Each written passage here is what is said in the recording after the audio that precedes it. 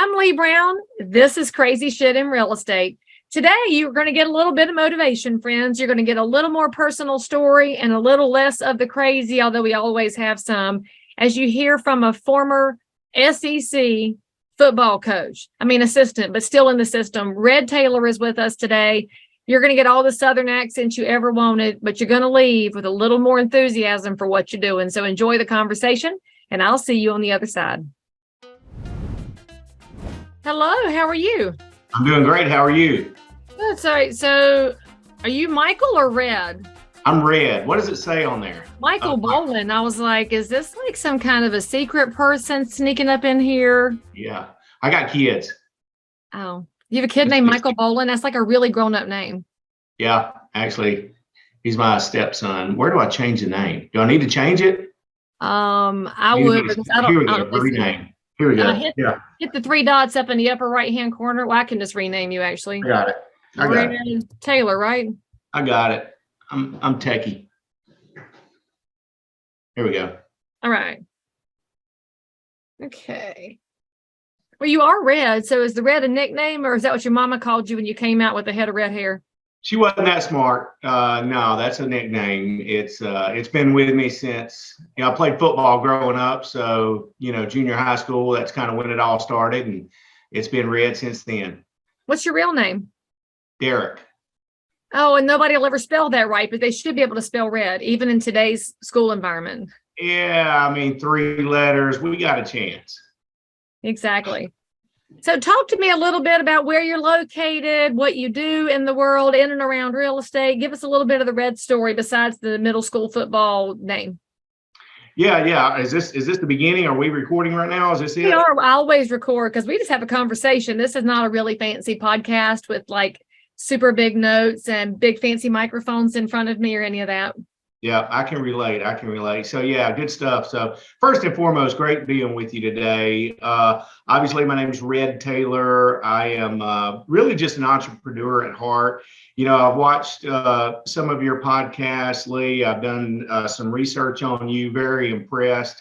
And just, in reflecting on, what I wanted to talk about today, because the thing that I heard you to communicate to your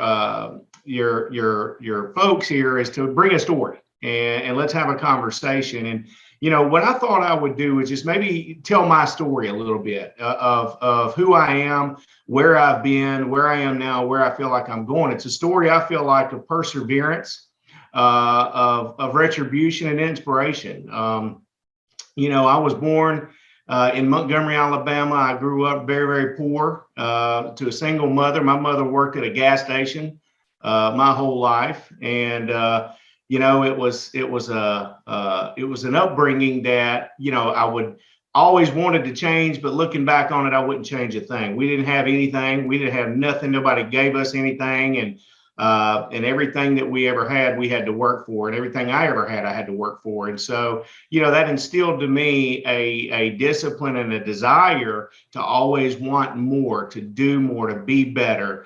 Not that I ever felt like, even, when I was younger, I didn't feel like I necessarily deserved it, but I always wanted it, and I just felt like somehow, some way, I would find a way to get it to do more. And I didn't even know what more was.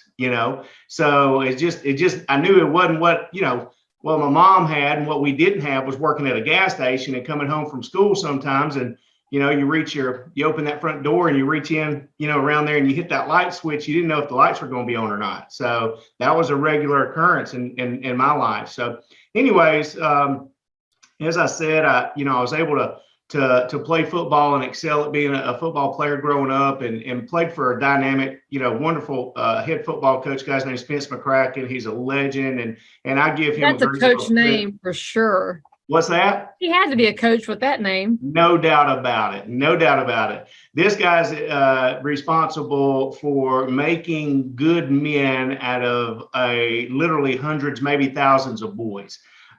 He was a profoundly positive, impactful human being. And I am thankful to call him my friend today. So, in growing up through the high school over at Robert E. Lee in Montgomery, and you can't even say that word out loud anymore. You know, it was And to white me, guys and black guys. I'm a history buff. Everybody knows. Yeah. Good. Yeah, there wasn't no such thing as racism. We were all brothers. You know, we were teammates and brothers. We loved each other. We had each other's back. We'd go to war on Friday nights. I think it's still how regular people are. It's just the Twitter mob that wants to divide us. The Twitter mob and the mainstream media. Now, that's a different rabbit hole we can go down today, Leigh. So may be another podcast, right? Want to go? I'll go. We'll post it on Rumble. We won't get censored over there. Yeah. But anyway, I was able to get a scholarship to go to play football at Jacksonville State University, which that would have been the only way that I would ever been able to go to college. So was very fortunate and blessed to be able to do that. I got up there and boom, first thing happened to me, I got an injury. And in those days, back in 91, 92, once you got injured, they didn't keep you on. It was a Division II college, so they didn't have the money to keep the broke necks around. And so, coach cut my scholarship. So I ended up having to go back home and go to work.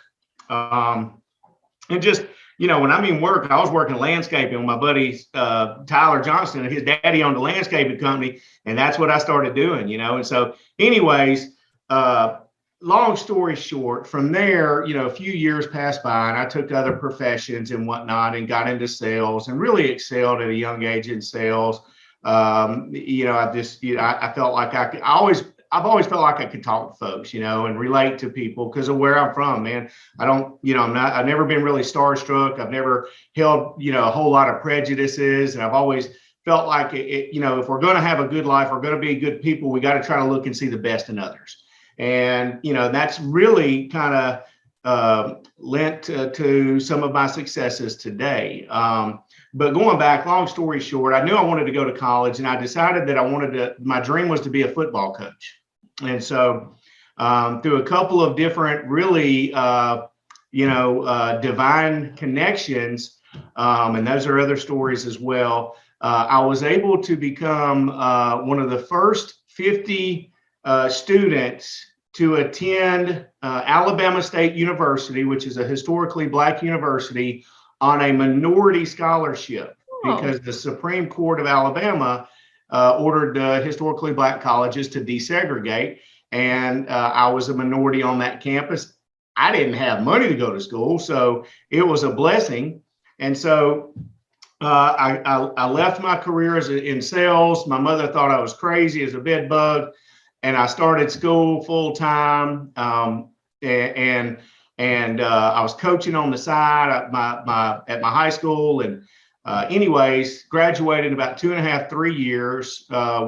Started teaching, taught at my alma mater, Robert E. Lee, coached football there for a year. And then out of nowhere, another divine intervention occurred where Tommy Tuberville, who had left Ole Miss University and gotten a job at Auburn, somehow a couple of his coaches liked me. I'd met him at these conventions. Boom, they gave me a job at Auburn coaching as a graduate assistant. Okay. How about that? So, what a blessing. I mean, a guy from Montgomery, Alabama, from what I've been through, grew up an Alabama fan now, mind you. So, I know. I'm just hoping the Roll Tide people haven't turned us off now because they heard you say Auburn out loud. So y'all come on back. And in the state of Alabama, you're either one or the other, and it's pure unadulterated hatred for 364 days out of the year. Just like us with Carolina and Duke. Duke must be removed from the earth, and it's just how it is. Absolutely. So anyways, I got the job there, and I was in way over my head. I mean, I was just way over my head. And it didn't take me long, about a year, to figure out that I didn't think that was going to be the career path for me. College football coach is one of the hardest jobs on the planet. These guys, God bless them, man, they work for probably 48 weeks out of the year. They're going to work about 60 to 80 and sometimes 100 hours a week. Okay. And that's just the job. It doesn't matter if you're at, Podunk Division II, Division III, or if you're coaching at the University of Alabama or Clemson or Duke or North Carolina, it don't matter. It's the same job. And that was before NIL. It's triple now with that stupid transfer portal. I think the whole game is like even worse. it's all, yeah, it's gonna kill it. It's gonna kill the game if they don't figure that whole thing out. Yeah, So, yes. but that's that's it. But those guys, man, they work their tails off, and I still got a bunch of buddies that are ball coaches and love them to death. Good people, good human beings. They all get in it to try to make an impact on young men's lives. I mean, that's what they do, and then they just work them to death. So, but so I left that, went back to teaching and coaching for a little bit, moved over here to Atlanta, and started a family. And after a couple of years, I decided that this wasn't going to be it. I couldn't be kept sitting in a classroom all day long and making $35,000 a year. I enjoyed it, the teaching part of it, the interacting with kids, coaching kids and whatnot, but just the rules started to change. They started to go really, believe it or not, even in the early 2000s, you were going a little bit towards the woke side of things, and the admin were bearing down on you a little bit more. And it's all come from pressure and politics. I mean, whether people want to believe it or not, realize it or not, politics is a part of all of our lives, and it is a contact sport, is what I've learned over the last 15, 20 years, being a professional, being an entrepreneur and whatnot. And the more you know about it, the better you have an opportunity to be successful. So back to that, and after coaching and teaching for a couple of years, I decided that I wasn't going to be able to do that as a career path. And so I went to a gentleman that I knew. His name was Ray Broadway, and Ray was a friend of mine. He was the president of the Georgia High School Coaches Association. He's passed on now. Wonderful human being. And I said, Coach, anybody that is looking for a salesman to sell some athletic supplies, football helmets, shoulder pads, baseball bats, whatever. He says, no, Red. He said, I don't know anybody who's looking for that. But he said, I did have lunch with a guy yesterday. He said, if you knew anybody want to make $100,000 a year, let him know. I said, that sounds like me. Oh, must have been in real estate. Insurance. Similar sales pitch. Similar. Unlimited income potential. The sky's the limit. So do what I say. You're going to be a millionaire. So, went and met with the gentleman. He was a good man. He's an older fella. He wanted me to sell these split funded annuities to all these school teachers and football coaches to supplement their retirement. And I said, yeah, I can do that. So anyway, got my license, and didn't actually go to work with him, because as I was leaving my test, an old buddy of mine called and said, hey, what's going on? I said, man, you won't believe this. I just got through getting my insurance license. He says, what? I said, yeah. He said, well, you did come see me. He owned an insurance agency, a brokerage firm, and they did, health and life. So I said, okay, let me go see him. Well, anyways, I was like, this seems better to me. So I started doing that within about 5 months, and I was doing it on the side. I was teaching and, making my calls during the day, running my appointments at night till 10 o'clock, whatever time somebody would see me, I'd go see them. I was young, I was 27, 28, 30.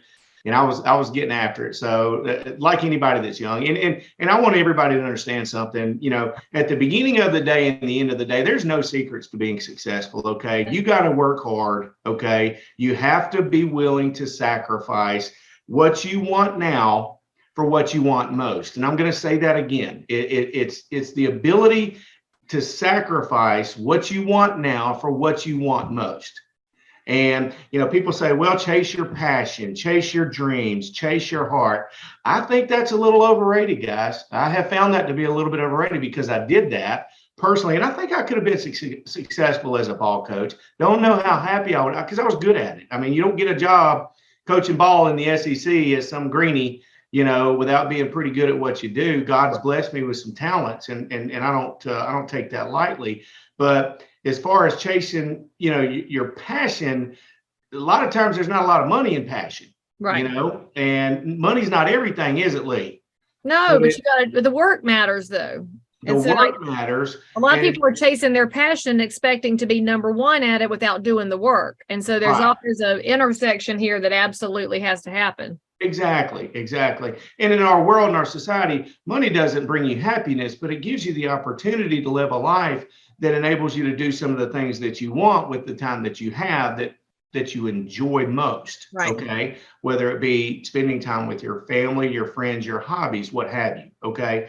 And so that's, instead of chasing your passion, my advice would be to find out what you're best at, that you hate the least, and go become great at it. Right. That may be a better pathway to success. I think I heard Tony Robbins say that one time many years ago. Decide Well, and but find out. he's never held a job. All he's done is motivate people. So I mean, yeah, and I think I think what he is that we could determine as successful, right? absolutely. I always think it's a funny analogy to use because most people need to roll their sleeves up and get dirty at some point. But he hadn't. Yeah. So going back to it, during this time we started having children, my wife and I, and I was chasing this business and chasing being an entrepreneur and whatnot. And, things started personally at home started taking a terrible turn as far as, I was failing my marriage. I spent a lot of time with my kids. I was being a really good dad. I was being a terrible husband. And, long story short, the marriage failed. And, no matter what happens to you in your life, if you're, for me, I think that's always going to be a point that marks time. Whenever you have a failure like that, something that I never wanted to happen, that, it marks time. Anytime you change your marriage status, it affects your children's children. And so that's something that was really devastating and tragic for some years. And that was another obstacle that I overcame. And when you think about overcoming obstacles in life, it doesn't matter where you are in life, what you do, how much success you have, how much money you have, how much health you have, how many friends you have, how many houses you have, how many apartment complexes you have, how many duplexes, how many beach houses you have, how many self-storage units you have, how many brokerage companies that you have. It doesn't matter. You're going to have hard times. They're going to show up in your life. Okay. And it's not those hard times that are going to make the difference in our lives. 99% of the time, it's how we react to them. Okay. And so what I always did was went back to the lessons that I learned early on. You got to get back up. You have to get back up, and you got to play the next play. You got to play the next day. Okay. And so I tell, a lot of folks now and my kids, my son, they're 17, 18, 19, 20, they're all in there young. And I tell them, hey, attack the day with enthusiasm. Today's the next day. Today's the best day of your life. It's the next opportunity you have to win and succeed. You'll never have another chance to live this day. And they're like, Dad, just hush. Dad, stop. But I know that one day when they grow up, they're going to remember that, and it's going to resonate with them. And hopefully, my hope and prayer is that that'll take root in them and grow. And the seed will be watered and nurtured, and that they'll be able to grow that, and it'll be a positive impact in their life. So is this where you're going to segue into real estate? Because my audience is all about real estate, and I hope they're staying with us right now because you are a rambler, my friend. Well, so real estate. Okay, let me segue into real estate. So my wife today is we have a real estate brokerage company, and we actually met in real estate. I got into investments and flipping houses, and so I started looking around, started looking for homes to invest in. I owned a flourishing, successful insurance brokerage company. I'd bought a couple of condos down on the beach, years back, 04, 05, all this, that, and the other. So started, looking around. I always liked real estate.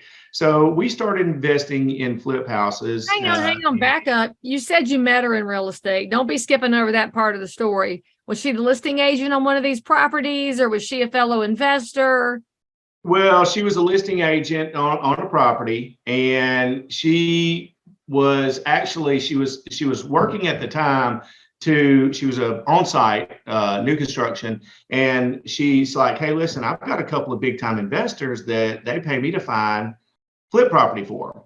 And I was like, really? So how's that go? She's like, well, this is what I do, this, this, and this. I sent it to her. I said, well, how much would you charge me to send them to me? So So wait a minute, anyways, so you're not telling the whole story here, Red. Quit trying to skate it. You walked in the model one day and she was cute and she found out you were looking for investment properties. Give us the real story. well, something like that. Yeah. I mean, which part you want the relationship part or you want the real estate Yes, part? I want the relationship since it happened in real estate. Then you can tell a quick story before our episode ends up. But I know my audience, they are dying to know how you met your wife through real estate.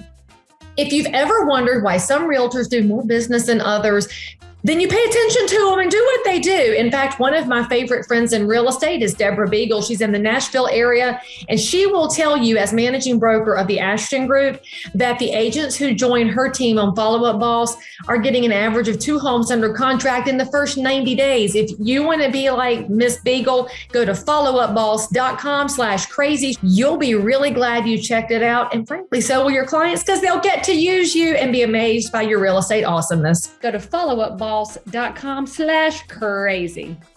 Well, she was a listing agent on a property. She showed me a property. We had a conversation. You called her off the sign. You said, hey, I want to see this condo. And she didn't know you from Adam's House Cat, went over to let you in and said, well, he might be cute. I actually don't remember, to be honest with you. Come on now. I bet she Come does. on now. I'm going to have to get her on the show. Tell me the whole story. Yeah. That was it. More or less, we had mutual acquaintances as well. And so, it was one of those situations where it started in business. Next thing you know, we're having lunch, we're having dinner, and, the relationship began to flourish. So you weren't really a creepy stalker. There was actually a friend involved. So your story's kind of boring, and that's why you're skating telling it. Okay, so carry on. So she said there were some investment properties she had access to, and maybe if you had cash, you could have access to. More or less, yeah. So, we started buying. I started buying flip properties, and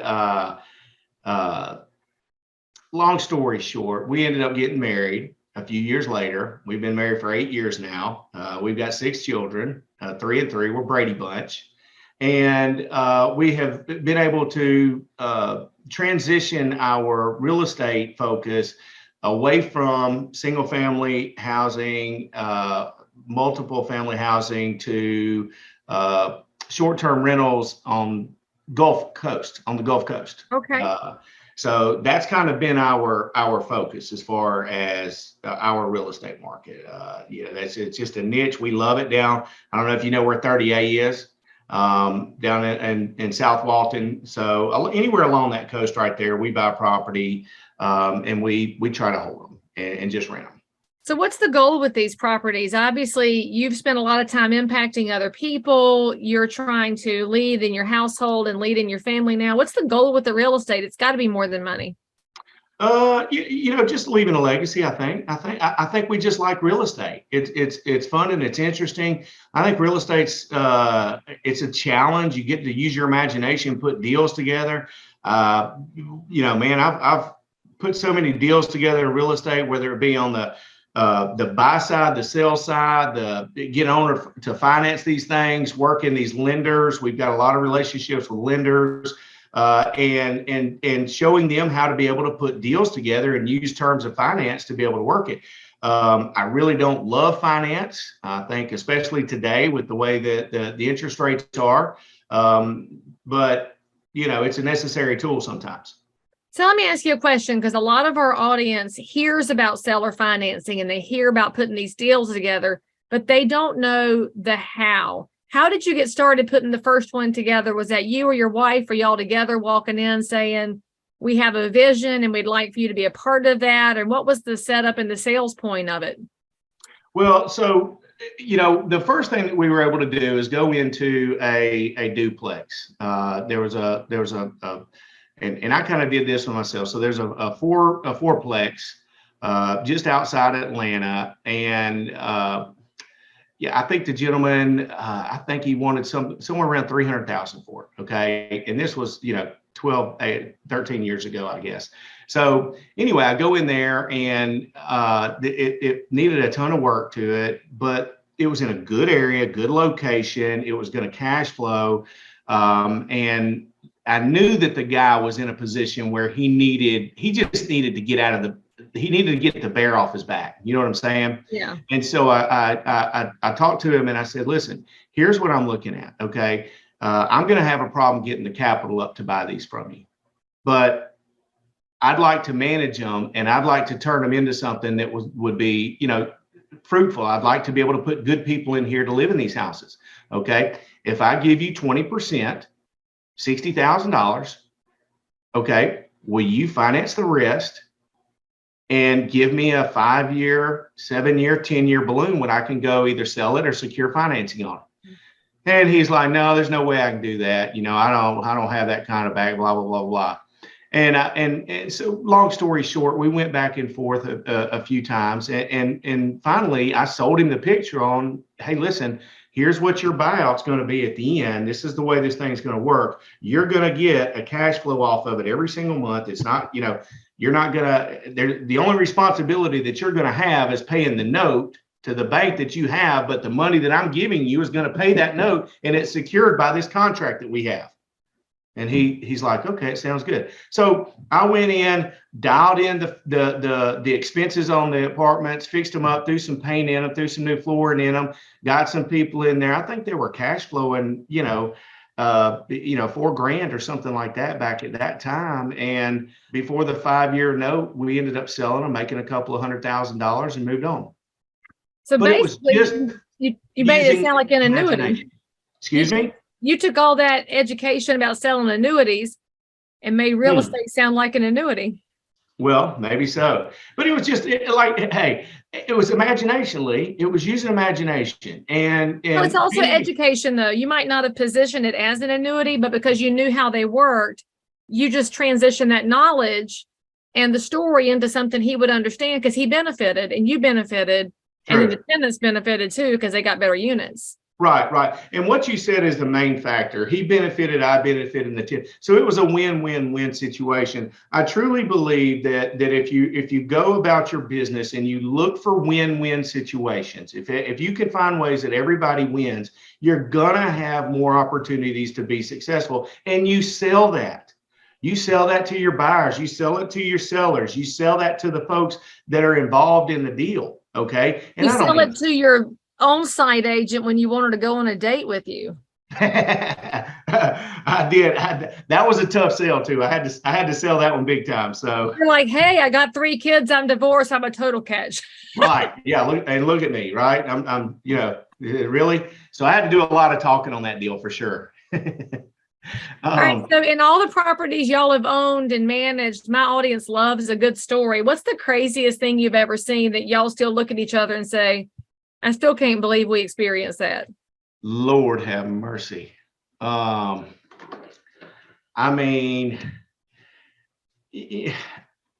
a house burned down one time right after we bought it. Stephanie was in love. Closing? What? After closing, it burned down? Oh yeah. Stephanie loved. She was a little old. It's like a little old farmhouse. She bought it at a steal. Went in and fixed it up really nice. Put a renter in there. Sweet little lady. And the lady had left a heater on or something like that. It's like within a month. Okay. So, thank God she wasn't there. I'm sitting in my office one day. This is no lie. And one of my assistants comes in my office and says, I'm sorry, I'm late. There was a fire trucks, all this and she said, I said, where was that? She said it was over there on such road. I said, was it a little white house next to a church? She said, yes. I called Steph, I said, Steph, you're never going to believe this. Your house is on fire. Oh my God. So she goes, so long story short, the little lady wasn't there. So thank God nobody was hurt. And in the end, she got an insurance settlement statement out of it. And, we ended up selling the lot and making a bunch of money off of it. So that was not recent though, right? Because one thing that concerns me right now is how property values have skyrocketed in the 3 years of the COVID era. And a lot of folks have not adjusted the valuation on their insurance policy. So they could be caught big time sideways if they haven't gotten that updated. Yeah, this has been about 7 years ago, I believe, maybe 7 years ago. If I had to put a number. So yeah. And you look at today, everybody talks about the market today and what's going on in the market, how the real estate market's down, all the interest rates, builder sentiment's down, and that's true. But I will tell you this. In Atlanta, we have a thriving market. Okay. People are still moving. People are still relocating. People are still getting married. People are still trying to buy houses. One of the issues that we have now is that young people, first-time home buyers, and even veteran home buyers, you're competing against these iBuyers and these big mutual funds, these hedge funds. Okay. Absolutely. Especially down here in Atlanta, I would imagine that you guys are experiencing. Charlotte's the same way. They love it here. Yep. Same thing. So, point in case, we've got a sweet couple that are relocating out of Michigan down here. And, every single house from, 700 to $1 million that they say they like, that, we make a call on it, bang, highest and best already. Okay. And all you hear, if you turn on the news, you look at Twitter, you look all across the country, is how down the real estate market is. Okay. Well, it's down in those places that people are moving from, right, to go to places where people want to be, where people know how to act right. It's zip code by zip code. Bay Area is having a trouble, but Atlanta is positioned to be the top market next year, was the report that came out this week as we're recording this. And there's lots of reasons for that, but it's also not just Atlanta. So a savvy buyer figures out very quickly that there's different personalities of the different suburbs and the exurbs around the city. I wouldn't live in Atlanta proper, but I sure would live in some of those lovely suburbs you have. Well, no doubt. And that's where we are. We're over here in Cobb County, which is a great place to live. And you go, tons of good suburbs. And I wouldn't want to live in Atlanta. It's either inside the perimeter or outside the perimeter here. Well, I'm not a city person. I live on 10 acres because I have chickens. And so I could never live inside Atlanta or inside Charlotte for that matter. I'm in the edges. Love it. Would we call you a minimalist, Leigh? Well, you would probably call me a prepper. Let's just be honest. That's and I don't even apologize for it. There might be a stash of canned goods somewhere on your property. Oh, if you have the password, you could find out. But if you don't have the password, you ain't getting on my property. I love it. Love it. So back to that, I would think, we even so as agents, as professionals, I think we're having to work harder today. Because everything is still a demand-driven economy. At the end of the day, never forget that economic factors, economic waves and currents are always going to flow with supply and demand. Okay, and the supply side of housing and real estate is down. There still is not enough quality supply to meet the quality of demand that's out there in good appreciating areas. And I say good appreciating, not that Michigan or that, New York or California aren't good, but they're not as good as the South. We'll just go. They don't seem to be appreciating, do they? I mean, it's fine, but their property taxes are too high because that's what they chose to do. So don't move here and bring your bad policies with you. That's right. Move here and you be cool for a minute. And we'll show you how awesome it is to live in the land of banana pudding, because we know what we're doing down here. And don't y'all screw it up. So, Ed, if somebody wants to reach out to you and find out more about what y'all's investment partners are doing and how things look on the Gulf Coast, what's the best way for people to find you and connect with you? So we got a couple of websites. ArriveHomePartnersLLC.com is our real estate site. If you want to reach out to us, and I'll put a little plug into one of my companies, RedTaylorInsurance.com. We do health insurance for tons of real estate professionals, tons of lenders, tons of folks like us who are all entrepreneurs, self-employed, small business owners and whatnot. We have the largest faith-based healthcare sharing program out there for Christians who are looking for, affordable alternatives to their healthcare. That is a fantastic. I'll tell you, I'm 50 years old. My wife, we've got 6 kids. We've been on MediShare for 6 years now. I pay $385 a month for my health insurance, guys, for my healthcare. Okay, and I wouldn't change it for the world. So, we've got other, health insurance programs that can help folks as well. But as far as the real estate, I had to plug that, Leigh. As far as the real estate goes, get in touch with us at Arrive Home. Myself, Stephanie, one of our team members, we can kind of walk you through what our program is, what our process is. And we just like to talk to folks, man. We like to give you advice. We like to to tell you what we think about the market, where we think trends are moving and where they're not moving.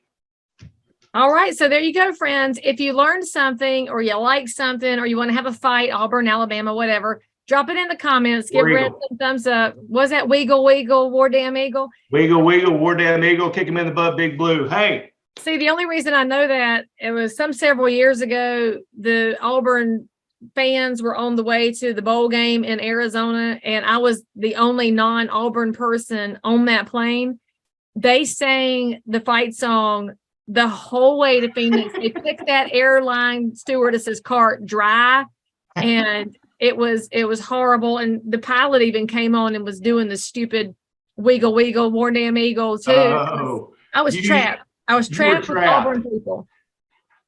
That was the national championship game, right? That was when Cam Newton and they went out to Arizona for the national championship. Oh, you were in the wrong place at the wrong time, Leigh. 16, 17, 15. It was one of those years. It 13. 13. Is it that long ago? I know it was pre-COVID, but I can't keep track of time anymore. So, I can relate.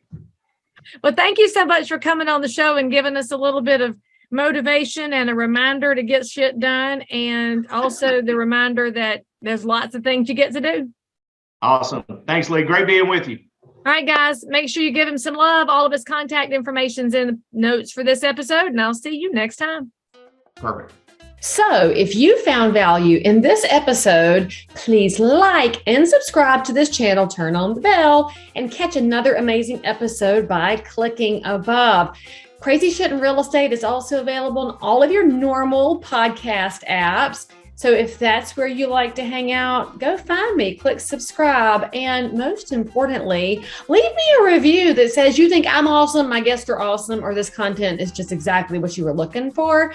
And then, by the way, if there's something you need, you want to learn about something, you can comment below anytime. You can also send me a direct message if you need to remain anonymous. No judgment. But anyway, I'll only judge if you forget to subscribe and click. I'll see you next time.